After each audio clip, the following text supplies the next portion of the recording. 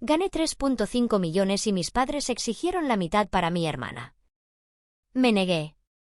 A la mañana siguiente, quemaron mi boleto riéndose: si no compartes, no tendrás nada. Estallé en carcajadas porque el boleto que quemaron era. Si aún no estás suscrito al canal, haz clic en el botón de suscripción y activa la campanita para no perderte ninguna de nuestras historias. Tu apoyo significa todo para nosotros. Si esta historia te parece interesante, déjale un like. También me encantaría saber de qué ciudad eres. Déjanos el nombre de tu ciudad en los comentarios. Ahora, empecemos con la historia. Me llamo Valentina y tengo 30 años. Si mi vida fuera un libro, yo sería la nota a pie de página, esa letra pequeña que la mayoría ignora. No fui un error, o al menos eso es lo que mi madre dice, pero mi llegada fue, sin duda, una inconveniencia. Un accidente que, según mi padre, descarriló los verdaderos y grandiosos planes que tenía para su vida. Aún hoy, cuando cree que no lo escucho, suspira al verme pasar y murmura: ahí se fue mi libertad. Mi madre, Carmen, practica una crueldad más silenciosa: la indiferencia. Para ella, soy como un mueble antiguo, uno que no le gusta pero que es demasiado esfuerzo quitar. Ocupo un espacio, cumplo una función y, sobre todo, no debo hacer ruido. Mi casa es el reino de mi hermana menor, Sofía. Ella es la princesa, el sol alrededor del cual todos giramos. Es la futura influencer, un título que pronuncia con una seriedad casi cómica, mientras pasa sus días documentando su existencia en un desfile interminable de selfies y vídeos cortos. Todo es para ella: la ropa nueva, el último celular, los caprichos más absurdos. Y luego estoy yo, la proveedora silenciosa. Mi universo se reduce a un pequeño cuarto al fondo del pasillo, una habitación con paredes descoloridas que sirve a la vez de dormitorio y de taller de costura. Ahí, y con mi vieja máquina de coser como única compañera, doy vida a la tela. Hago arreglos para los vecinos, remiendo ropa vieja y a veces, si el tiempo y el dinero me alcanzan, creo alguna prenda para mí. El poco dinero que gano, mi madre me lo pide prestado con la excusa de los gastos de la casa, pero ambas sabemos que termina financiando el último capricho de Sofía. Mi única verdadera escapatoria es el diseño. En la soledad de mi taller, cuando el resto de la casa duerme, despliego mis cuadernos y doy rienda suelta a mi imaginación. Bocetos de vestidos, patrones complejos, ideas que nacen de mi alma y que sé que nunca verán la luz del día. Bueno, casi nadie los ha visto. Mi único confidente en este mundo es don Mateo, el viejo sastre del barrio. Es un hombre de manos arrugadas y ojos amables que vio algo en mí que mi propia familia ignora. A veces, cuando voy a comprarle hilo, me llama a la trastienda. Mira, hija, me sobraron estos retazos de seda italiana, me dice, entregándome tesoros que yo nunca podría pagar. Estas manos no son para hacer bastillas, Valentina. Son para crear imperios. No dejes que nadie te apague. Él es el único que ha hojeado mis cuadernos, asintiendo con una solemnidad que me llena el corazón. Hace unas semanas, Sofía anunció que tenía un evento súper importante con otros influencers. Necesitaba un vestido espectacular, algo que la hiciera destacar. Por supuesto, recurrió a mí. Val, hazme algo increíble. Ya sabes, como de diseñador. Durante una semana, apenas dormí. Invertí mis últimos ahorros en una tela de satén color esmeralda y trabajé sin descanso. El diseño era mío, uno de mis favoritos, elegante y atrevido a la vez. Cuando se lo probó, el resultado fue impresionante. El vestido se ceñía a su cuerpo como una segunda piel y por un instante, vi un destello de genuina admiración en sus ojos. Esa noche, mientras mi hermana brillaba en la fiesta, mi madre me ordenó ayudar en la cocina. Desde allí, sirviendo bocadillos a los amigos de mis padres que habían venido de visita, podía escuchar los ecos de la celebración en el jardín. En un momento, la amiga de mi madre, una mujer chismosa llamada Gloria, entró a la cocina. «Carmen, qué espectacular se ve Sofía. Ese vestido es una maravilla, ¿de qué diseñador es?». Contuve la respiración, esperando, tontamente, que mi madre me diera algo de crédito. Pero Carmen solo soltó una risita arrogante. Ay, Gloria, es un diseñador europeo exclusivo. Sofía tiene contactos, ya sabes. Sentí una punzada fría en el pecho. No era solo la mentira, era la facilidad con la que me borraban de la ecuación. En mi propia casa, yo era el fantasma que cosía los trajes para el baile de los demás. Me tragué el nudo en la garganta, recogí los platos sucios y volví a mi papel de siempre, la sombra en el taller. La humillación del vestido fue una herida que tardó en cerrar. Me hizo darme cuenta de que si no hacía algo, me marchitaría en ese cuarto para siempre. Así que, una noche durante la cena, después de darle vueltas en mi cabeza 1000 veces, reuní hasta la última gota de valor que poseía. Papá, mamá, empecé, mi voz temblando ligeramente. He estado pensando. He ahorrado un poco de dinero y estaba investigando sobre pequeños préstamos para emprendedores. Me gustaría abrir mi propia boutique. El silencio que siguió fue denso y pesado. Luego, mi padre, Ricardo, soltó una carcajada. No fue una risa amable, fue un sonido áspero y burlón que me golpeó como una bofetada. «¿Una boutique, tú?», dijo, secándose una lágrima de risa. «Valentina, por el amor de Dios, sé realista, ¿quién te va a comprar ropa a ti? Concéntrate en ayudar en la casa, que bastante falta hace». Sofía, sin levantar la vista de su celular, añadió con veneno, «O sea, ¿quieres ser como esas señoras de barrio que cosen bastillas en un localito? ¡Qué oso, Val! Aspira a algo más». Miré a mi madre, buscando una pizca de apoyo, pero Carmen simplemente negó con la cabeza. Su expresión era una mezcla de lástima y fastidio. «Tu padre tiene razón. Son sueños tontos.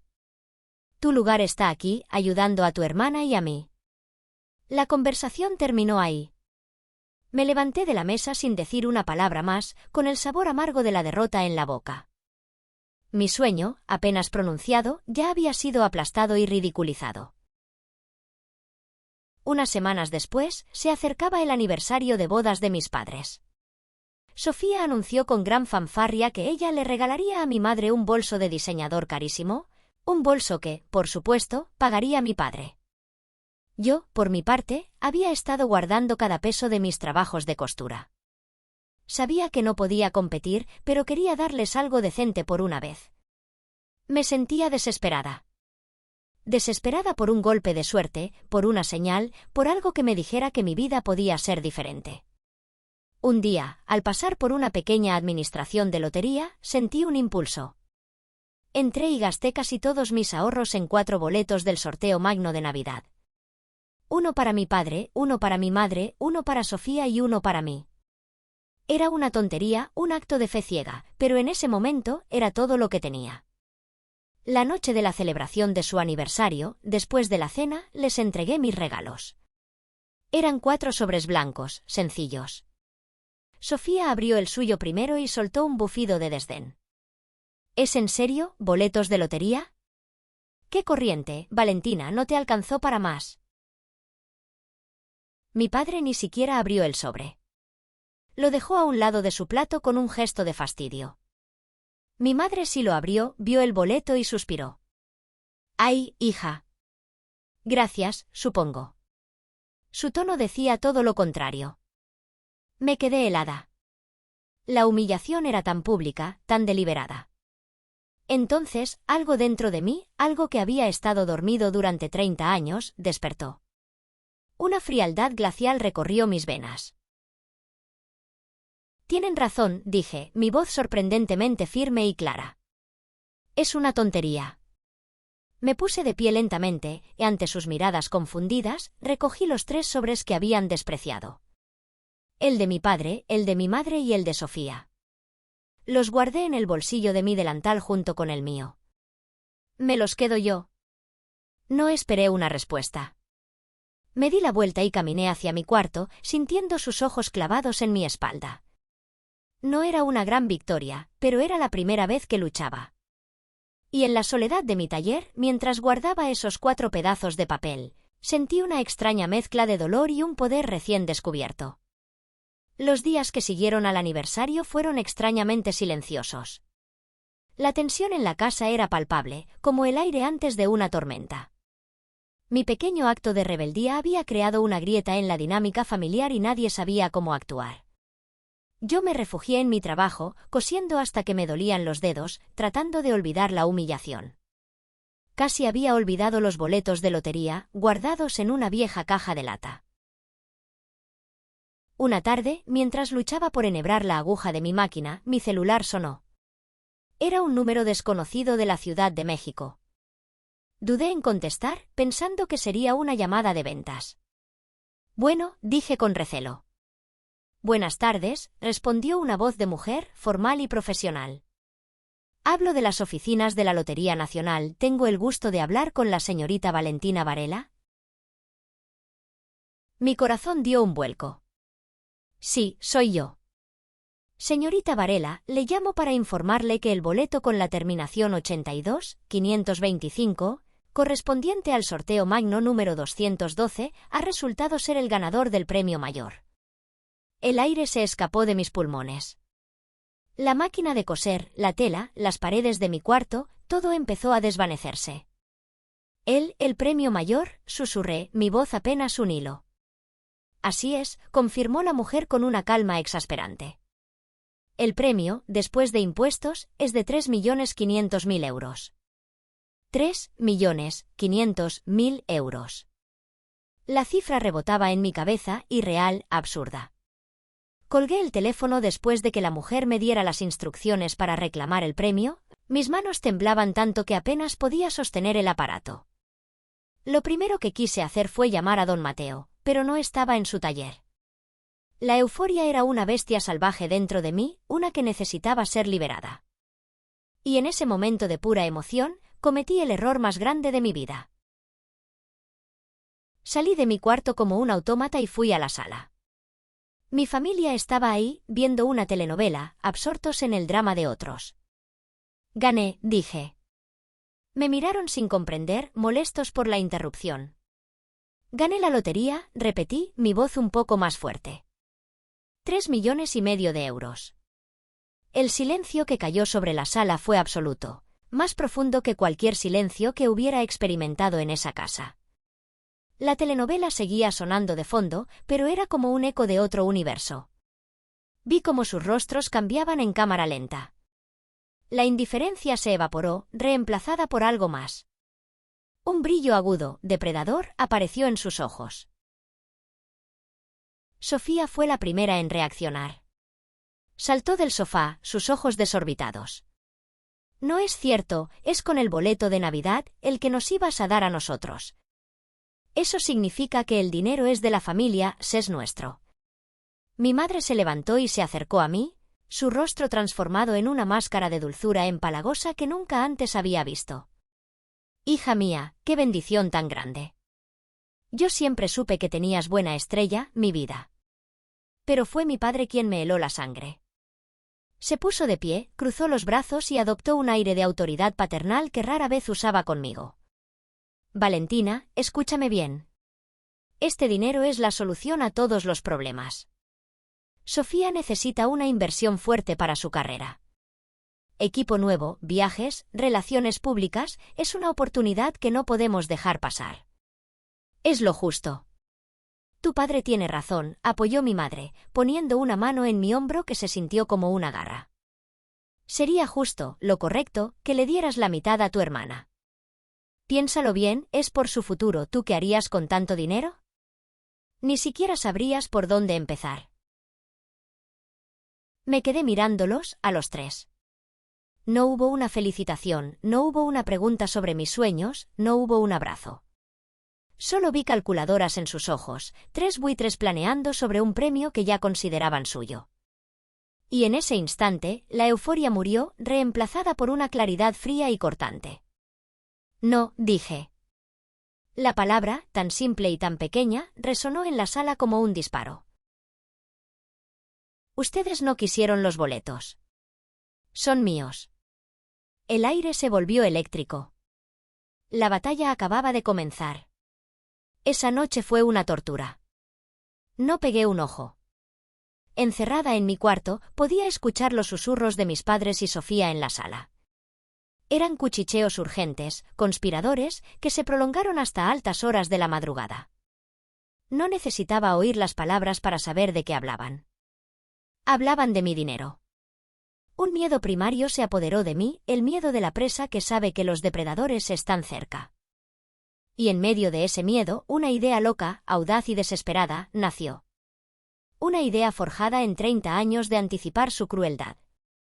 Me levanté de la cama y encendí la pequeña impresora multifuncional que usaba para escanear patrones. Busqué en Internet una imagen en alta resolución de un boleto del sorteo magno. Con el pulso acelerado, la edité en mi computadora, cambiando los números para que coincidieran con los del boleto ganador. Luego, busqué entre mis materiales y encontré una cartulina de un gramaje similar al del boleto real. El resultado fue sorprendentemente bueno. A simple vista, era una copia casi perfecta. Con manos temblorosas, guardé el boleto real, mi pasaporte a una nueva vida, en un bolsillo secreto que había cosido en el forro de un viejo abrigo. La copia la metí en el bolsillo de mis pantalones. A la mañana siguiente, bajé a la cocina. El ambiente era irrespirable. Me estaban esperando. Los tres. Mi padre me bloqueó el paso. Su rostro era una máscara de furia contenida. Lo hemos discutido, Valentina, dijo, su voz era un gruñido bajo. O nos das la mitad del dinero o te vas a arrepentir. Papá tiene razón, añadió Sofía, con una sonrisita maliciosa. Es lo justo. Somos familia. Mi respuesta sigue siendo no, dije, mi voz más firme de lo que me sentía. Fue entonces cuando mi padre actuó. Se abalanzó sobre mí y con una rapidez sorprendente me arrancó la copia del boleto del bolsillo. La sostuvo en alto, triunfante. Así que lo traías contigo, mocosa insolente. Mi madre, en un acto de complicidad teatral, trajo un pesado cenicero de cristal del salón y lo puso sobre la mesa de centro. Hija, es tu última oportunidad. No nos obligues a hacer esto. Negué con la cabeza, mis ojos fijos en los de mi padre. Vi la decisión final en ellos. Con un movimiento deliberado, sacó un encendedor del bolsillo, encendió la llama y la acercó al papel. El boleto falso se incendió al instante. Una esquina se enroscó, volviéndose negra, y luego las llamas devoraron los números, el logo, mis supuestas esperanzas. Y mientras el papel se convertía en cenizas, sucedió lo más espantoso. Mi madre y Sofía empezaron a reír. Una risa cruel, aguda y escalofriante que resonó en la sala. Si no es para nosotros, no es para nadie, gritó mi padre, su rostro deformado por la rabia, mientras los últimos restos carbonizados caían en el cenicero. Me miraron, los tres, con una suficiencia triunfante en sus ojos. Esperaban que gritara. Esperaban que suplicara. Esperaban que me derrumbara. Pero en lugar de eso, algo dentro de mí se rompió. Una presa de 30 años de dolor, humillación y rabia contenida se reventó. Y lo que salió fue una carcajada. No fue una risa alegre. Fue un sonido histérico, salvaje, una carcajada que salía desde lo más profundo de mi ser. Me reí hasta que me dolió el estómago, hasta que las lágrimas corrieron por mis mejillas. Se quedaron helados. Su triunfo se convirtió en confusión. ¿De qué te ríes, estúpida?, siseó Sofía. Cuando por fin pude controlar la risa, saqué mi celular. Les mostré la foto nítida que le había tomado al boleto real unos minutos antes de bajar. Me río de ustedes, dije, y mi voz ya no temblaba. Era tranquila, fría y afilada como el acero. Me río del espectáculo tan patético que acaban de montar. Porque el boleto que quemaron era una copia que imprimí esta mañana. Vi el color desaparecer de sus rostros. Vi la comprensión, el horror y el odio puro reemplazando su arrogancia. Gracias, añadí, caminando hacia la puerta principal. Gracias por la claridad. No me detuve. Subí a mi cuarto, tomé una pequeña maleta y empaqué solo lo esencial, mis cuadernos de diseño, mis herramientas de costura y el abrigo con el boleto real. No me llevé nada más. Al pasar por la sala, los dejé allí, petrificados en su odio. Crucé el umbral de esa puerta y no miré atrás. El aire de la calle nunca se había sentido tan fresco, tan lleno de promesas. Mi primera llamada no fue a un hotel. Fue para agendar una cita con Isadora Vega, la abogada de la que hablaban todos los tiburones de negocios de México. Mi nueva vida no estaba comenzando con un lamento, estaba comenzando con un plan. 4 años pueden cambiarlo todo. Pueden transformar a una sombra en una fuerza. Pueden convertir un taller polvoriento en un imperio de seda y satén. Mi nombre seguía siendo Valentina Varela, pero ahora era un nombre que se pronunciaba con respeto en los círculos más exclusivos de la moda.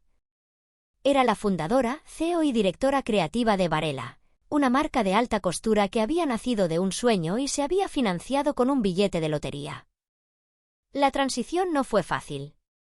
Los primeros meses fueron un torbellino de decisiones, asesoría legal y financiera. Isadora Vega, mi abogada, resultó ser mucho más que eso. Se convirtió en mi estratega, mi mentora y mi escudo. Era una mujer de unos 50 años, con una mente afilada como un bisturí y una lealtad feroz.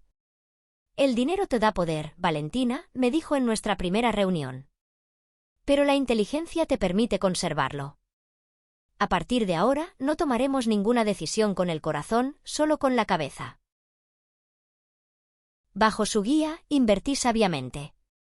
Abrí mi primera boutique en Polanco, un espacio minimalista y elegante que se convirtió en la comidilla de la ciudad. Mis diseños, que combinaban la artesanía tradicional con una visión moderna y atrevida, capturaron la atención de editoras de moda, actrices y mujeres poderosas que buscaban algo más que una simple prenda. Buscaban una historia. Y yo les di una. Una versión cuidadosamente editada, por supuesto. La historia de la diseñadora autodidacta que luchó contra la adversidad para cumplir su sueño. Omití los detalles más sórdidos. El mundo no necesitaba conocer la fealdad de mi pasado, solo la belleza de mis creaciones.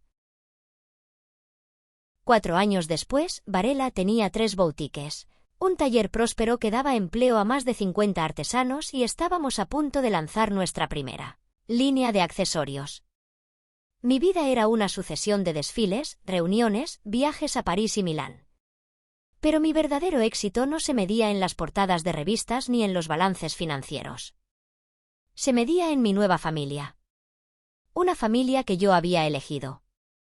Isadora era ahora la presidenta del consejo de mi empresa. Y don Mateo, mi querido don Mateo, ya no trabajaba en su viejo taller. Lo había convencido de jubilarse, pero se negó. En su lugar, se convirtió en mi jefe de taller, un consultor de calidad magníficamente pagado cuya única tarea era asegurarse de que cada puntada, cada dobladillo, fuera perfecto. Su sabiduría era el alma de mi marca. Nuestras cenas de los viernes, junto a mi equipo de confianza, eran mi santuario. Reíamos, discutíamos estrategias, celebrábamos victorias. Había un respeto y un cariño genuinos, un calor que yo nunca había conocido en la casa de mis padres. De ellos no había sabido nada directamente. Sin embargo, hace 2 años, cuando Varela tuvo su primer gran reportaje en Vogue, intentaron contactarme. No lo hicieron ellos, por supuesto. Usaron a una tía lejana como emisaria. El mensaje era increíblemente arrogante, decían que me perdonaban por mi comportamiento y que, como buena hija, era mi deber compartir mi éxito con la familia que me había dado todo. Le pedí a Isadora que se encargara. Ella les envió una carta de cese y desistimiento tan fría y legalista que, según me contó la tía, mi padre casi sufre un infarto al leerla. Les prohibía cualquier tipo de contacto futuro. Esa puerta se había cerrado con llave y cerrojo. Sin embargo, a través de don Mateo, que todavía vivía en el mismo barrio, me enteré de la narrativa que habían construido. A sus vecinos y viejos conocidos les contaban la trágica historia de cómo su hija millonaria, malagradecida y sin corazón, los había abandonado en la pobreza después de volverse famosa. Era una mentira conveniente que los pintaba como víctimas. Una parte de mí quería gritar la verdad, pero Isadora me aconsejó calma. El tiempo pone a cada uno en su lugar, Valentina. Y el de ellos está por llegar. La llamada llegó en un martes por la tarde. Estaba en mi oficina, un espacio amplio y luminoso con vistas al castillo de Chapultepec, dibujando bocetos para la nueva colección. Mi asistente entró con una expresión de disculpa. Señorita Varela, sé que pidió no ser molestada, pero es su madre. Dice que es una emergencia. Un frío glacial me recorrió la espalda. Hacía 4 años que no escuchaba su voz. Pásamela, dije, mi tono más duro de lo que pretendía. La voz de Carmen al otro lado de la línea era exactamente como la recordaba de sus peores momentos, lastimera, llorosa y empapada de una falsa victimización. Hija. Valentina, por favor, tienes que ayudarnos. Escuché su letanía de desgracias. Ricardo había perdido su trabajo. Estaban ahogados en deudas. Habían tenido que vender la casa. Y Sofía, Sofía. Su supuesta carrera como influencer había sido un fracaso estrepitoso. Se había endeudado hasta el cuello tratando de aparentar un estilo de vida que no podía permitirse y ahora, según mi madre, estaba trabajando de mesera, completamente destrozada. Ella te necesita, Valentina. Eres su hermana, sollozó. Solo necesita una segunda oportunidad. Un empujoncito. Mientras hablaba, mi rostro permanecía impasible, pero mi mente trabajaba a toda velocidad. No sentí lástima. No sentí compasión. Sentí una profunda y arraigada sospecha. Esto era un acto. Una actuación. Tengo que irme, mamá, la interrumpí fríamente. Tengo una reunión. Y colgué. Inmediatamente, convoqué a una reunión de emergencia en mi oficina. Solo 3 personas, Isadora, don Mateo y yo. Les conté la conversación. Isadora fue la primera en hablar, sus ojos oscuros brillando con desaprobación. Es una trampa, Valentina. Hueles la desesperación a kilómetros. ¿Quieren dinero o algo peor? Don Mateo, sentado a mi lado, puso su mano arrugada sobre la mía. Su voz era suave, pero firme. Hija, esa gente no te traerá nada bueno. Ya sufriste demasiado. No abras esa puerta. Tenían razón. Lo sabía. Pero en sus advertencias vi una oportunidad. Una oportunidad de terminar esto para siempre, pero bajo mis propias reglas. Lo sé, dije, mirándolos a ambos. Sé que es una trampa. Y por eso mismo, vamos a activarla nosotros. Isadora levantó una ceja, intrigada. ¿A qué te refieres? Le voy a dar un trabajo a Sofía, expliqué, mi voz ahora llena de una determinación gélida. No por compasión, sino como una jugada de ajedrez. Le daré acceso. Le daré una oficina. Le daré un sueldo. Y le daré cuerda suficiente para que se ahorque sola. Quiero que esto termine, Isadora. Pero quiero que termine con ellos exponiéndose a sí mismos de una vez por todas. El plan tomó forma esa misma tarde. Unos días después, conocimos a Javier, el novio de Sofía. Era un joven con aires de grandeza, un emprendedor de startups fallidas que se creía un genio de los negocios. Vi la forma en que miraba mi oficina, no con admiración, sino con codicia. Él era el catalizador. Escuché cómo le susurraba a Sofía al oído cuando creían que nadie los oía. No te está dando una oportunidad, te está humillando, nena. Tú mereces más que esto. Podríamos tenerlo todo. Contraté a Sofía para un puesto de nueva creación, coordinadora de logística y redes sociales. Un título pomposo para un trabajo real, pero uno que, gracias a Isadora, estaba diseñado para tener acceso a información sensible pero completamente rastreable. Desde el día 1 instalamos protocolos de vigilancia discretos. Cada archivo que abría, cada correo que enviaba, quedaba registrado. Sofía llegó a la empresa interpretando el papel de su vida. Era humilde, agradecida, eficiente. Se disculpó con lágrimas en los ojos por todo el daño que me había hecho. Yo le sonreí, interpretando mi propio papel. Todos merecemos una segunda oportunidad, hermanita. El tablero estaba dispuesto. Las piezas estaban en su lugar. Yo no era la presa.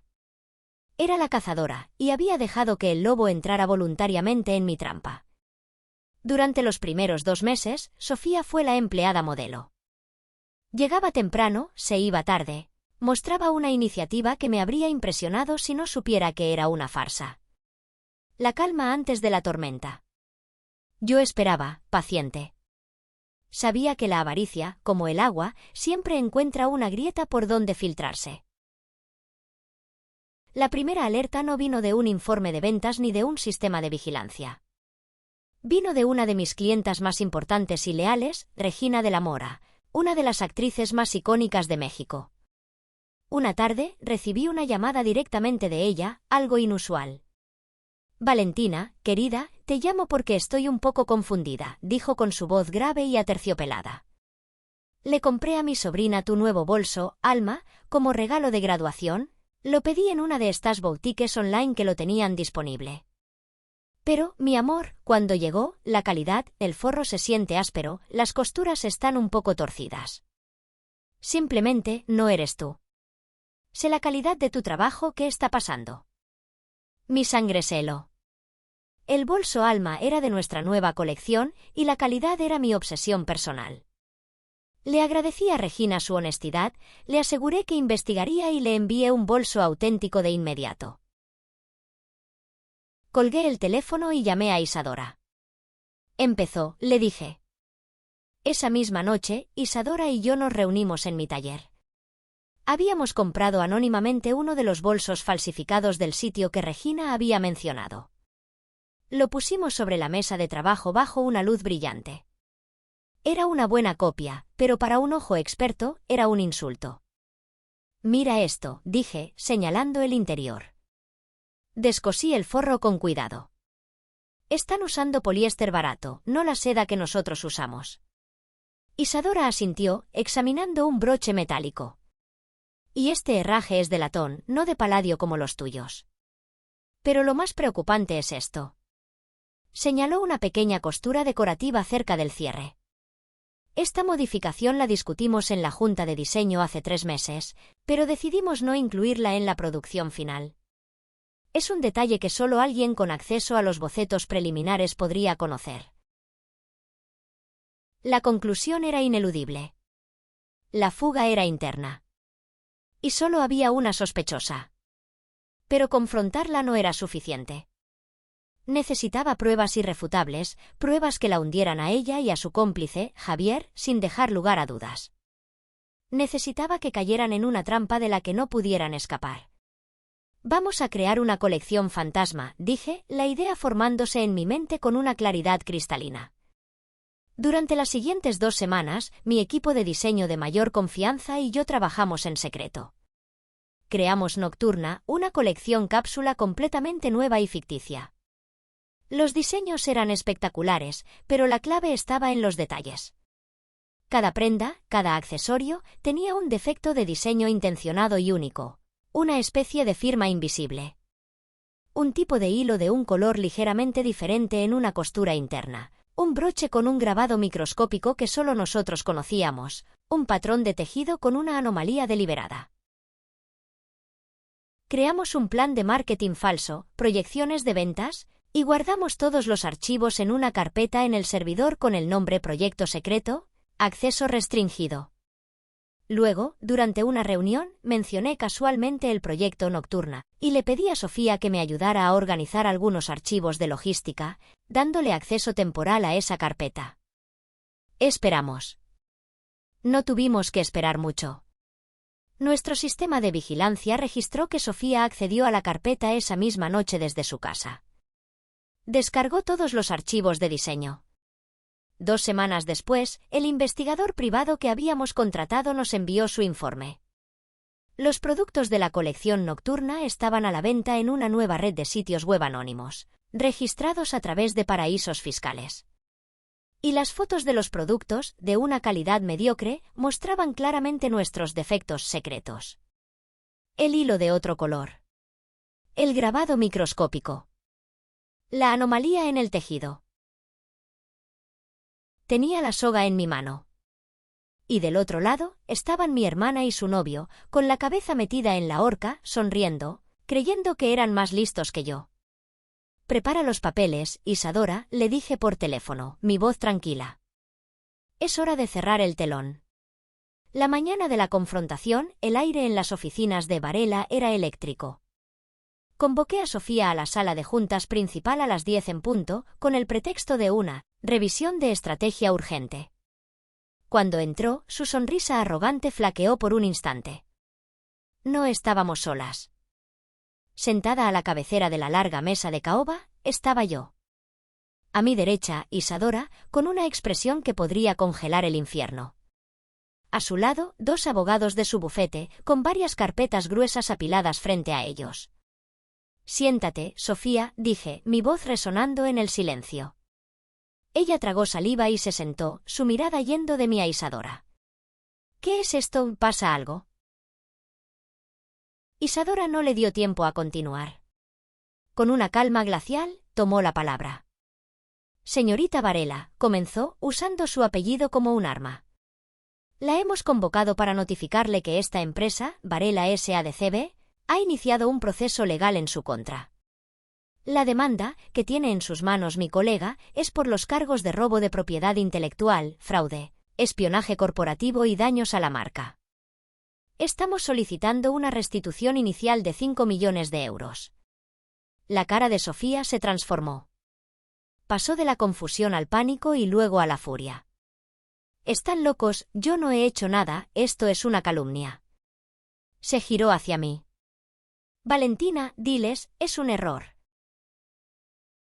«No hay ningún error, Sofía», respondí, mirándola directamente a los ojos. Dejé que viera la frialdad en ellos. «Sabemos de la colección nocturna. Sabemos de los sitios de falsificación. Sabemos de Javier. Lo sabemos todo». Fue entonces cuando la puerta de la sala se abrió de nuevo. Dos agentes de la policía de investigación entraron, serios y uniformados. El color desapareció por completo del rostro de Sofía. Pasó de las acusaciones a las súplicas histéricas. En ese preciso instante, mis padres irrumpieron en la recepción, alertados por una llamada de pánico de Sofía. «¿Qué creen que están haciendo?», gritó mi padre. «No pueden hacerle esto a su propia hermana», chilló mi madre. Pero su drama fue interrumpido por el equipo de seguridad que, bajo órdenes de Isadora, los escoltó tranquilamente fuera del edificio, justo frente a los flashes de los reporteros de la sección de Sociales y Finanzas que alguien, convenientemente, había alertado. La humillación no fue solo legal, fue pública. El juicio fue un circo mediático. Javier intentó culpar de todo a Sofía, pintándola como una mente maestra manipuladora. La defensa de Sofía intentó pintarme a mí como una hermana cruel y vengativa. Pero la evidencia era abrumadora. El golpe de gracia lo dio don Mateo. Cuando subió al estrado, no parecía un testigo, parecía un patriarca decepcionado. Habló del vestido que Sofía había robado en su adolescencia, sí, pero luego miró al jurado, su voz temblando de una emoción contenida que silenció la sala. «Yo conozco a Valentina desde que era una niña», dijo. «La vi convertir retazos de tela que nadie quería en sueños. La vi crear belleza en un rincón oscuro, mientras su propia familia intentaba convertir sus sueños en retazos. Lo que le robaron no fueron solo unos diseños. Le robaron, otra vez, el derecho a confiar. Le pisotearon el alma para ganar unos pesos». No hubo más preguntas. Sofía y Javier fueron declarados culpables de todos los cargos. Sentencias de prisión, multas millonarias. Mis padres, arruinados y deshonrados públicamente, desaparecieron del mapa social. Meses después, la paz había regresado a mi vida, una paz diferente, más sólida. Una noche, estaba en mi apartamento, un lugar lleno de luz y arte, frente a la chimenea encendida. Mi asistente me había entregado un sobre esa tarde. Sin remitente. Dentro había una carta. Reconocí la letra de mi madre. No pedía dinero. Estaba llena de un veneno más sutil, autocompasión. Culpándome a mí por haber destruido a la familia, por no haber tenido un corazón capaz de perdonar. junto a la carta, había una foto. Una vieja foto de Sofía y yo cuando éramos niñas, de unos 5 y 8 años. Yo la abrazaba, sonriendo a la cámara. Sostuve la foto por un largo momento. Mi rostro era inescrutable. Por un instante, recordé el peso de su pequeño cuerpo en mis brazos, el olor de su cabello. Un fantasma de un sentimiento, un eco de lo que podría haber sido. Luego, con un gesto tranquilo y deliberado, arrojé la carta y la fotografía a las llamas. Observé cómo el papel se curvaba, cómo nuestros rostros sonrientes se ennegrecían y se deshacían. Observé cómo el pasado se consumía hasta convertirse en finas cenizas grises que bailaron un instante antes de desaparecer. El fuego crepitaba. Y a su alrededor, por primera vez en mi vida, había un silencio absoluto. Un silencio que no era de soledad ni de vacío. Era el silencio de la libertad. Gracias por haber llegado hasta el final de esta historia. De verdad apreciamos mucho que te hayas quedado con nosotros hasta este momento. Si esta historia te gustó, por favor comenta el número 1. Y si puedes, cuéntanos también desde qué ciudad nos estás viendo. Tu comentario vale muchísimo para nosotros, porque ayuda a que este canal siga creciendo y podamos traer más historias como esta. Gracias una vez más por tu apoyo, por tu tiempo y por acompañarnos hasta el final. Y ahora, quédate con nosotros, porque enseguida viene la segunda historia. Mi madrastra gritó en el funeral: «No eres su hija, él nunca te quiso». Dijo que todo era para su hijo. Los presentes jadearon. No dije nada, solo le entregué al abogado un sobre que guardaba para este preciso momento. El aire en la capilla del recuerdo era denso, pesado con el aroma de los lirios blancos y el dolor no expresado. Cada rayo de sol que se filtraba a través de los vitrales parecía luchar por atravesar la sombría quietud que envolvía a los presentes. Yo estaba de pie en la primera fila, con un vestido negro y sencillo, sintiendo el peso de cada mirada sobre mí. Era el funeral de mi padre, Ricardo Valdés, un hombre cuya risa había sido tan sólida como los cimientos que construía, y cuyo silencio ahora dejaba un vacío imposible de llenar. Sostenía en mis manos el discurso que había reescrito una docena de veces, cada palabra un intento inútil de capturar la esencia de un hombre que era mi todo. Justo cuando di un paso al frente, aclarándome la garganta para hablar, una mano enjollada se posó en mi brazo. Era Isadora, mi madrastra. Su rostro, una máscara de dolor perfectamente maquillada, se inclinó hacia mí. «Querida, déjame a mí», susurró, su aliento oliendo a menta y a veneno.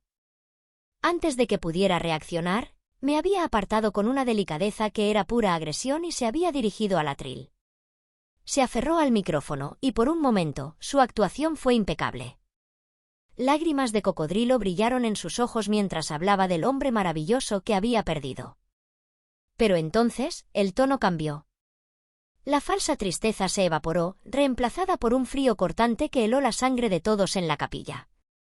Ricardo era un hombre de gran corazón, dijo, su voz ahora resonando con una nueva y terrible autoridad. Un corazón tan grande que incluso fue capaz de recoger a una niña de la basura y criarla como si fuera suya. Un jadeo colectivo recorrió la sala. Sentí como si el aire me hubiera sido arrancado de los pulmones. Mi tío Roberto, el hermano menor de mi padre, se puso de pie de un salto, con el rostro enrojecido por la furia. «Isadora, cállate la boca», gruñó. Pero yo levanté una mano, una orden silenciosa. Mis ojos nunca dejaron los de Isadora. Ella sonrió, una sonrisa diminuta y triunfante, saboreando el caos que había desatado. «Oh, sí», continuó, envalentonada por mi aparente pasividad. «La historia que conocen es una mentira piadosa. Ricardo la rescató de una situación vergonzosa, de una familia que la desechó. Siempre se avergonzó de su origen. Fue una carga que llevó con la dignidad de un santo. Cada palabra era un latigazo, diseñado para despojarme de mi identidad, de mi historia, frente a todos los que me habían visto crecer». Su hijo, Mateo, sentado en la primera fila, sonreía abiertamente, una expresión de arrogancia pura en su rostro de 25 años. Disfrutaba de mi humillación. Por eso, concluyó Isadora, su voz alcanzando un crescendo dramático, en su infinita sabiduría, Ricardo se aseguró de que su verdadero legado, la compañía que construyó con su sudor y sus manos, pasara a su verdadero y único hijo. Mi hijo, Mateo. El silencio que siguió fue atronador. Todos los ojos estaban sobre mí, esperando que me rompiera, que gritara, que llorara. Esperando que validara la imagen que Isadora había pintado de mí, una huérfana inestable y desagradecida. Pero no lo hice. Respiré hondo, enderecé la espalda y dejé que mi calma fuera mi escudo. Observé a Isadora, observando cómo su sonrisa triunfante vacilaba, reemplazada por una pizca de confusión. No entendía por qué no estaba llorando a sus pies. Lo que no sabía era que, aunque su ataque había sido una sorpresa en su brutalidad, yo llevaba meses preparándome para la guerra. Y la primera batalla acababa de comenzar. Mi preparación no nació de la paranoia, sino de la observación. Como arquitecta, mi vida entera se basaba en ver las grietas antes de que se convirtieran en derrumbes. Y la fachada de Isadora había estado mostrando fisuras durante meses. Todo comenzó hace unos 4 meses. Papá, que siempre había sido un roble, comenzó a marchitarse. Una llamada me alertó, era su voz, pero sonaba lejana, apagada. Isadora me quitó el teléfono rápidamente. Está cansado, Elena. El médico dice que necesita reposo absoluto. Sin estrés. El estrés, al parecer, era yo. A partir de ese día, ver a mi padre se convirtió en una misión imposible. Cada vez que llamaba, Isadora respondía. Cada vez que intentaba visitarlo, había una excusa. Tuvo una mala noche. El médico acaba de irse. No quiere ver a nadie. Sin embargo, en el fondo de las llamadas, a menudo escuchaba a Mateo riendo o la televisión a todo volumen. Aparentemente, la paz que mi padre necesitaba no se aplicaba a su hijastro. Mi sospecha se convirtió en una fría certeza una tarde de martes. Había pasado horas cocinando su plato favorito, estofado de res, el que él decía que sabía ahogar. Conduje hasta la casa donde crecí, con el recipiente aún caliente en el asiento del copiloto. Isadora me detuvo en la puerta principal. ¿Qué haces aquí?, preguntó, su tono desprovisto de cualquier calidez. Vengo a ver a papá. Le traje la cena, respondí, intentando sonar alegre. Ella miró el recipiente con desdén. Ricardo no puede comer esto. El médico le ha puesto una dieta estricta. Tu visita solo lo alterará. Solo quiero verlo 5 minutos, Isadora. Por favor. He dicho que no, sentenció, y en sus ojos vi algo más que preocupación por su marido. Vi posesión. Vi un muro. Es por su propio bien. Me fui con el estofado enfriándose en el coche y un trozo de hielo formándose en mi corazón. Esa noche, mi atención al detalle se activó. Accedí a los extractos bancarios de la empresa familiar, algo que papá me había enseñado a hacer años atrás, por si acaso. Y allí estaban. Pequeñas transferencias, casi insignificantes al principio, realizadas cada semana a una cuenta que no reconocía. No eran grandes sumas, eran como un goteo constante, diseñado para no llamar la atención. Al día siguiente, me reuní con mi tío Roberto en un café.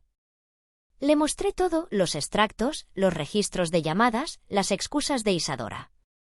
Roberto, un hombre práctico y con los pies en la tierra como mi padre, frunció el ceño. Siempre me pareció una trepadora, admitió, revolviendo su café. Tu padre estaba muy solo después de tu madre. Isadora llegó en el momento justo. O en el peor, según se mire. Le conté mis sospechas sobre el dinero. Él asintió lentamente. Usaré algunos contactos. Veré a nombre de quién está esa cuenta. Algo aquí huele muy mal, sobrina. Fue entonces cuando me dio el consejo que lo cambiaría todo. Se inclinó sobre la mesa, su voz era un susurro serio. Elena, escúchame. Esto puede sonar loco, pero si alguna vez tienes la oportunidad, consigue una muestra de su cabello. Una peineta, un cepillo, lo que sea. En este tipo de situaciones, más vale prevenir que lamentar. Nunca se sabe cuándo podrías necesitar una prueba irrefutable.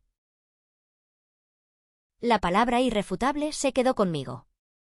Ya no era solo una hija preocupada, era una arquitecta examinando un edificio a punto de colapsar, buscando la viga maestra que pudiera salvarlo o la prueba definitiva de su podredumbre estructural. Y estaba decidida a encontrarla.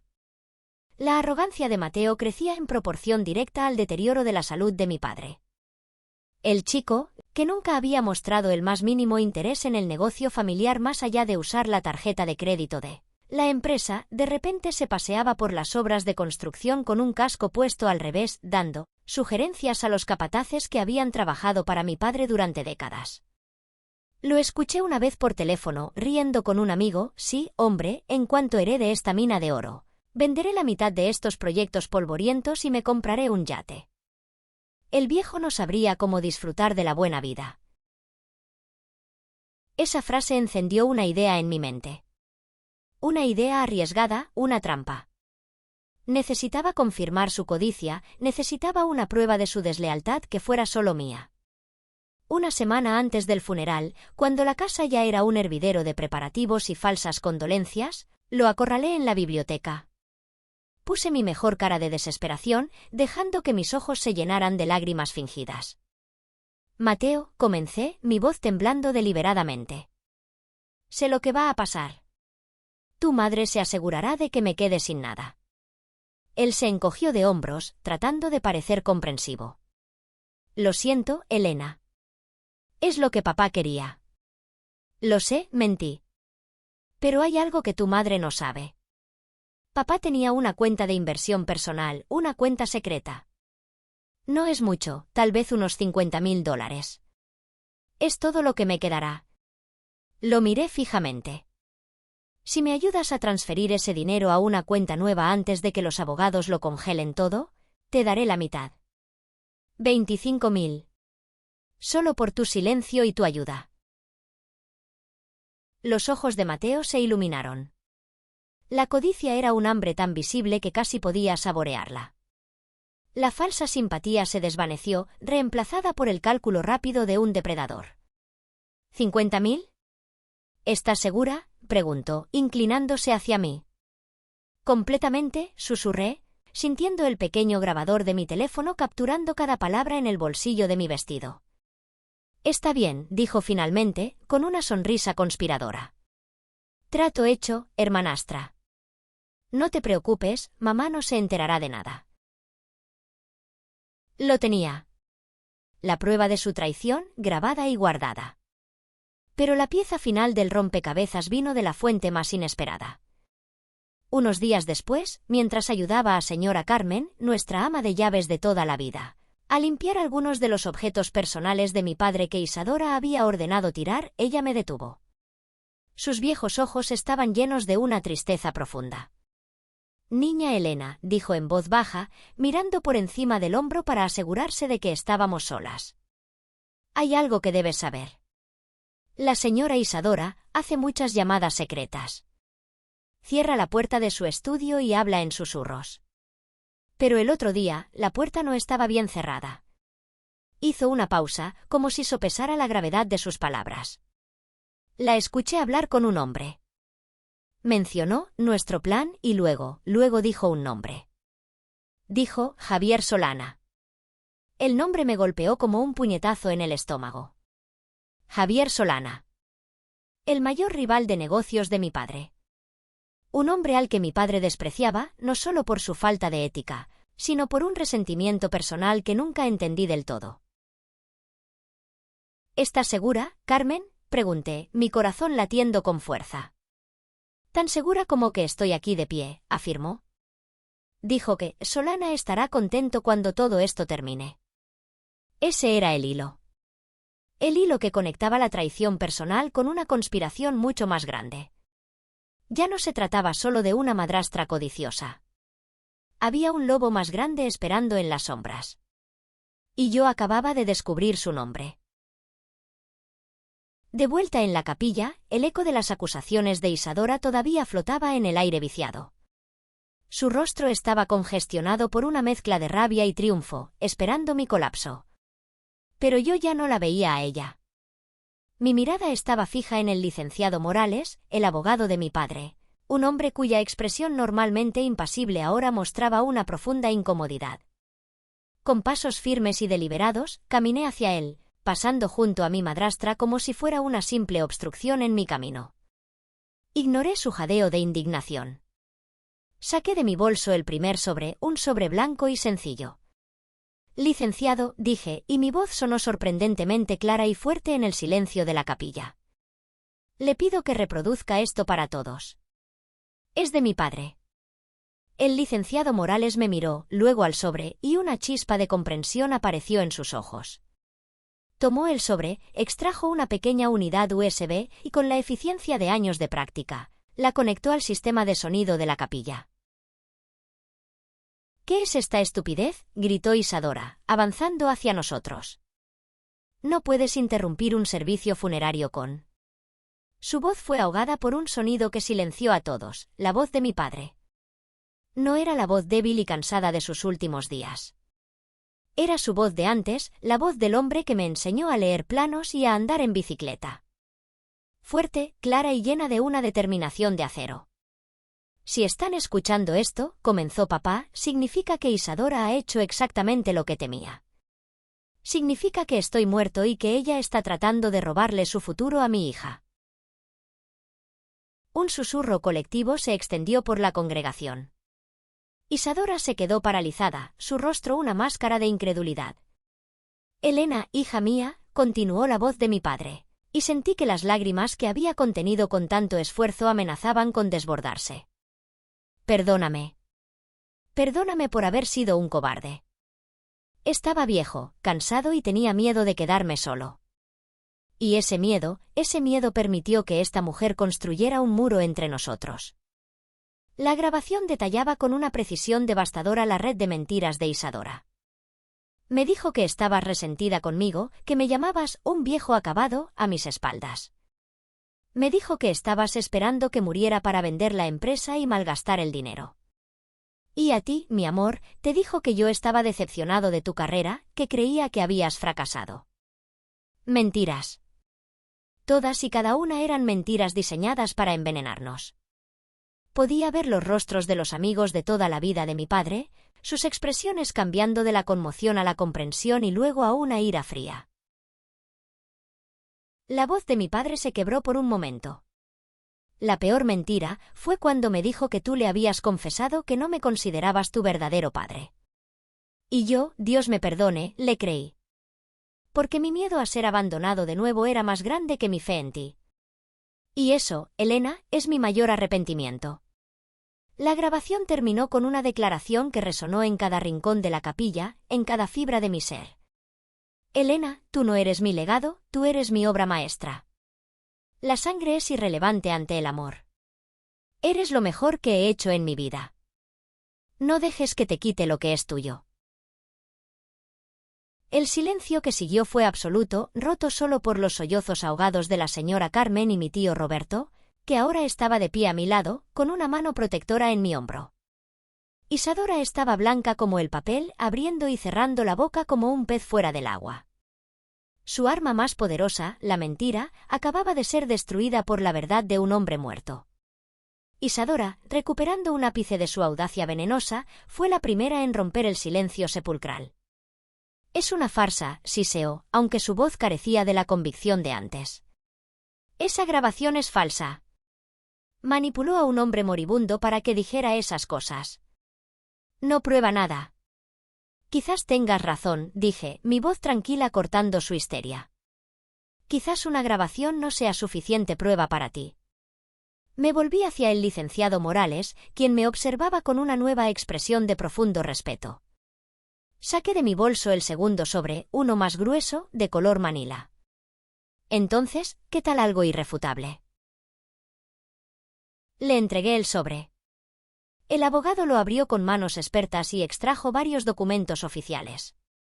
Se ajustó las gafas y se dirigió a la congregación, que ahora estaba al borde de sus asientos, un público cautivo en el drama más inesperado. Este sobre, anunció el licenciado Morales, su voz de barítono llenando la capilla, contiene los resultados certificados de 2 pruebas de ADN, procesadas por el Laboratorio Genética Forense Nacional, con cadena de custodia legalmente verificada. Isadora soltó una risa nerviosa y aguda. ¿Pruebas de ADN? ¿De verdad, Elena? ¿Tan desesperada estás? El abogado levantó el primer documento. La primera prueba compara el ADN de la señorita Elena Valdés con una muestra obtenida del señor Ricardo Valdés. Hizo una pausa dramática, permitiendo que la tensión creciera hasta ser casi insoportable. La probabilidad de paternidad es del 99.997%. La señorita Elena Valdés es, sin lugar a duda, la hija biológica de don Ricardo Valdés. Un murmullo de validación y alivio recorrió a los amigos y familiares. Lo sabía, escuché decir a la esposa de uno de los socios de mi padre. Esa niña es la viva imagen de Ricardo cuando era joven. Pero yo no estaba mirando a la congregación. Mis ojos estaban fijos en Isadora, cuya sonrisa se había congelado en su rostro. Y luego, en Mateo, que parecía confundido, como si esto fuera solo un pequeño bache en el plan de su madre. Eso no significa nada, escupió Isadora. ¿Ricardo la quería? Por supuesto que la quería. Eso no cambia el hecho de que Mateo era el hijo de su corazón, su verdadero heredero. El licenciado Morales levantó el segundo fajo de papeles. La segunda prueba, continuó, su tono ahora aún más grave, compara el ADN del joven Mateo Torres con la misma muestra del señor Ricardo Valdés. El silencio era tan absoluto que podía escuchar mi propio corazón latiendo en mis oídos. La probabilidad de paternidad, dijo el abogado, mirando directamente a Mateo, es del 0%. Si el primer anuncio fue un murmullo, esto fue una explosión silenciosa. Mateo se tambaleó como si hubiera recibido un golpe físico. Su rostro, normalmente bronceado y arrogante, se volvió de un blanco ceniciento. Se apoyó en el banco de enfrente para no caer. Mamá, susurró, su voz rota y apenas audible. ¿Qué y qué significa esto? Tú me dijiste que mi padre había muerto en un accidente. Me dijiste que Ricardo me amaba como a su propio hijo porque él era mi nuevo padre. Su mirada se clavó en Isadora, una mezcla de horror, traición y una vida de mentiras desmoronándose en un instante. Es una trampa, gritó Isadora, ahora en pánico total. Esas pruebas son falsas. Pero su desesperación la traicionó. Todos los ojos se volvieron hacia ella, y luego, como atraídos por un imán, se dirigieron a un hombre sentado en la quinta fila, Javier Solana, el rival de negocios de mi padre. El hombre normalmente compuesto y sonriente estaba rígido en su asiento, con el rostro pálido y una gota de sudor corriendo por su sien. En ese momento, en la mirada de pánico compartido entre Isadora y Javier Solana, todos en esa capilla entendieron una verdad mucho más profunda y sucia. La traición no había comenzado con la enfermedad de mi padre. Había comenzado mucho, mucho antes. El caos era un organismo vivo en la capilla. Mateo seguía balbuceando, mirando a su madre con los ojos de un niño cuya fe se ha hecho añicos. Isadora, por su parte, parecía una leona acorralada, lanzando miradas asesinas a Javier Solana, a mí, al abogado, a cualquiera que pudiera culpar de su propia ruina. Todo es una conspiración para robarle a mi hijo lo que es suyo por derecho, chilló, su voz rasgando el aire sagrado. Impugnaré todo esto. Probaré que Ricardo no estaba en su sano juicio. Fue entonces cuando el licenciado Morales, con la calma de un cirujano en medio de una operación crítica, se aclaró la garganta. El sonido, aunque suave, cortó el ruido. Se agachó y sacó de su maletín de cuero un tercer sobre, uno grueso y sellado con lacre rojo. Me temo que eso será imposible, señora, dijo, su voz tranquila pero con un filo de acero. Porque hay un último documento. Sostuvo el sobre en alto para que todos lo vieran. Esta es la última voluntad y testamento de don Ricardo Valdés. Firmada y notariada en mi oficina hace 3 semanas. Con 2 testigos presentes, ambos perfectamente cuerdos y sin ninguna coacción. El rostro de Isadora perdió el último vestigio de color. No, no puede ser. El testamento está en la caja fuerte de casa. Yo tengo la única copia. El abogado sonrió, una sonrisa sin alegría, la sonrisa de la justicia final. La copia que usted tiene, señora, quedó invalidada por este documento. Permítanme leer los puntos pertinentes. Rompió el sello y desdobló los papeles. La capilla contuvo la respiración. Yo, Ricardo Valdés, comenzó a leer, en pleno uso de mis facultades mentales, declaro lo siguiente: primero, a mi esposa, Isadora Torres, no le lego nada. Absolutamente nada. Su constante manipulación emocional, su abuso de mi confianza y sus intentos de separarme de mi única hija anulan cualquier obligación moral o legal que pudiera haber tenido hacia ella. Isadora emitió un sonido ahogado, como si la hubieran estrangulado. Segundo, a Mateo Torres le lego la suma simbólica de 20.000 pesos. No porque le tenga afecto, sino para que, quizás por primera vez en su vida, tenga un capital inicial para aprender el valor del trabajo honesto. Le sugiero que lo invierta sabiamente. La cantidad era un insulto deliberado, una bofetada financiera que resonó en toda la sala. Tercero y último, continuó el abogado, y su voz se llenó de un calor especial. Todo mi patrimonio restante, sin excepción, incluyendo la totalidad de Construcciones Valdés, todas mis propiedades inmobiliarias, acciones e inversiones, pasarán a formar parte de un fideicomiso irrevocable creado a nombre de mi amada hija, Elena Valdés. Hizo una pausa y luego me miró. Para asegurar una transición fluida y proteger a mi hija de cualquier influencia indebida, nombro como CEO administrador de dicho fideicomiso a mi hermano, Roberto Valdés, hasta el momento en que Elena decida asumir el control total. Su juicio y lealtad son incuestionables. Mi tío Roberto, que había permanecido en silencio a mi lado, dio un paso al frente, asintiendo solemnemente al abogado. Era una demostración de fuerza, de un frente unido. Éramos familia, protegiendo el legado. Finalmente, concluyó el abogado, la casa familiar deberá ser vendida en un plazo de 6 meses, y las ganancias netas se añadirán al fideicomiso. La señora Isadora Torres y su hijo tienen un plazo de 30 días para desalojar la propiedad. El testamento de mi padre no era solo un documento legal. Era su última obra de construcción. Había edificado una fortaleza inexpugnable alrededor de mi futuro y acababa de cerrar la puerta, dejando a los lobos afuera, en el frío. La derrota de Isadora no fue solo financiera, fue absoluta, meticulosa y ejecutada desde más allá de la tumba. No. No es válido. Lo drogaron, lo manipularon. Ese viejo senil no sabía lo que firmaba, gritaba Isadora, su elegante fachada completamente destrozada, revelando a la arpía desesperada que había debajo. Lucharé contra esto. Los demandaré a todos. Su diatriba fue interrumpida no por el abogado, ni por mi tío, sino por una figura pequeña y encorvada que se abría paso lentamente por el pasillo, señora Carmen. Nuestra ama de llaves durante más de 30 años, la mujer que me había curado las rodillas raspadas y me había guardado galletas en secreto. En su mano temblorosa sostenía su viejo teléfono móvil. Llegó frente al licenciado Morales, hizo una pequeña reverencia y le extendió el teléfono.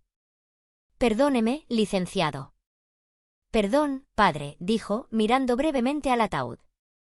Pero la verdad debe saberse. Grabé esto por accidente. Estaba limpiando en el pasillo. Ellos estaban en la cocina, con la puerta entreabierta. No sabían que yo estaba allí. El abogado tomó el teléfono con una expresión de curiosidad.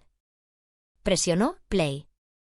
La calidad del audio no era perfecta, pero las voces eran inconfundibles. Primero, la voz untuosa de Isadora. No te preocupes, cariño. El viejo está casi fuera de combate. Un par de semanas más, como mucho. Luego, la voz de Mateo, arrogante y despreocupada. Genial. ¿Y Solana ya transfirió la última parte? La tercera voz, distorsionada por el altavoz del teléfono pero reconocible como la de Javier Solana, respondió: el pago final se realizará una vez que tengas el control total de las cuentas de la empresa. Hemos estado desviando fondos de los presupuestos de sus proyectos durante el último año. Nadie se ha dado cuenta. Ricardo estaba demasiado enfermo y su estúpida hija demasiado ocupada con sus dibujitos de edificios. Isadora soltó una carcajada cruel. Esa mocosa no sabrá ni que la golpeó. Cuando el viejo se vaya, ella se quedará llorando en un rincón mientras nosotros celebramos en la Riviera. Todo esto, su voz se llenó de un triunfo venenoso, todo será nuestro. Un silencio de muerte cayó sobre la capilla. Esto ya no era un drama familiar sobre una herencia. La grabación era la prueba irrefutable de una conspiración criminal a largo plazo, fraude, malversación, conspiración para defraudar. El licenciado Morales detuvo la grabación. Su rostro ya no era el de un abogado de sucesiones. Era el rostro de un fiscal. Miró a Isadora, a Mateo y luego a Javier Solana, quien parecía haberse encogido en su asiento, intentando volverse invisible. Señora Torres, señor Solana, dijo el abogado, su voz ahora desprovista de cualquier formalidad. Creo que tanto ustedes como yo sabemos que nuestra próxima conversación no será sobre un testamento.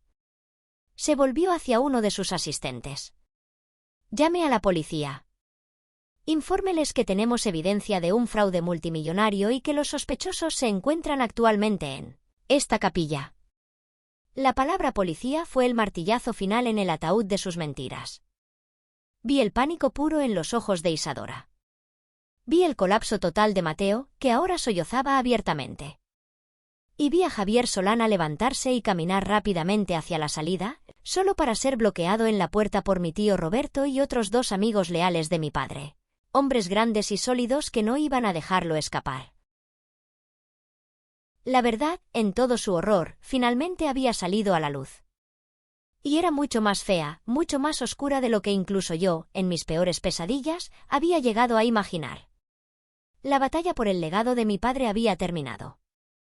La batalla por la justicia apenas comenzaba.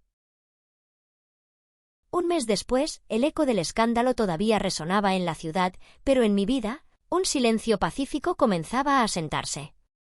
Isadora y Mateo estaban enredados en una pesadilla legal, con los cargos de fraude y conspiración apilándose contra ellos. Javier Solana había caído en desgracia, su imperio empresarial desmoronándose bajo el peso de la investigación. La justicia, aunque lenta, seguía su curso. La casa de mi infancia había sido desalojada. El silencio en sus habitaciones ya no era opresivo, sino expectante, esperando un nuevo comienzo. Pero mi nuevo comienzo estaba en otro lugar.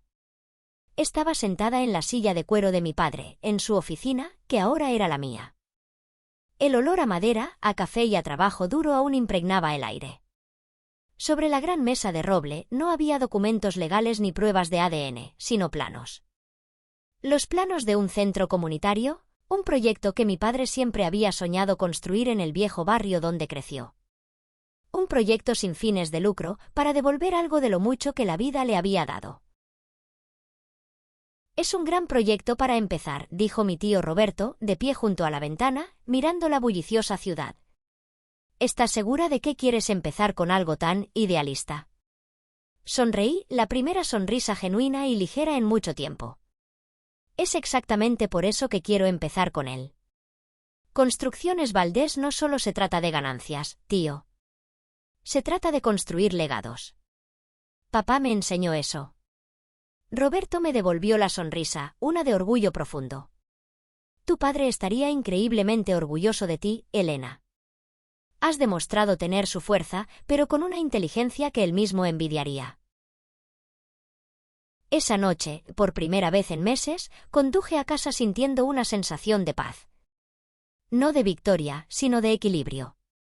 El dolor por la pérdida de mi padre seguía ahí, un compañero silencioso, pero ya no estaba ahogado por la ira y la traición.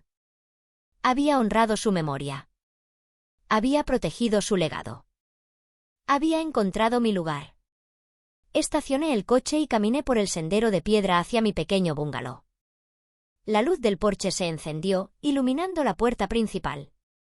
Y entonces me detuve en seco. Allí, en mi felpudo, había algo que no debería estar. Era una réplica en miniatura de la casa de muñecas que mi padre me había construido con sus propias manos cuando cumplí 7 años. Cada detalle era perfecto, las pequeñas tejas, las ventanas con sus marcos pintados, la puertecita que se abría. Era una obra de amor, mi tesoro más preciado de la infancia. Pero estaba brutalmente destrozada. El techo estaba hundido, las paredes rotas, los pequeños muebles esparcidos como los restos de un naufragio. No había ninguna nota. No había ninguna explicación. Solo el objeto roto, un símbolo de mi inocencia y del amor de mi padre, profanado y dejado en mi umbral como una advertencia. El aire se volvió frío.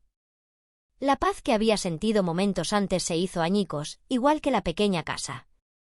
Esto no era un acto de vandalismo al azar. Era un mensaje. Un mensaje increíblemente personal, enviado por alguien que conocía mi historia, que conocía mis puntos débiles. Alguien que me decía, en el lenguaje silencioso de la violencia, que aunque una batalla había terminado, la guerra estaba lejos de acabar. Mis manos se cerraron en puños a mis costados. Levanté la vista hacia la oscuridad de la calle, la adrenalina reemplazando la calma. La lucha por el testamento de mi padre había terminado. Pero la lucha por mi vida, al parecer, acababa de empezar. Y esta vez, no esperaría a que el enemigo diera el primer golpe.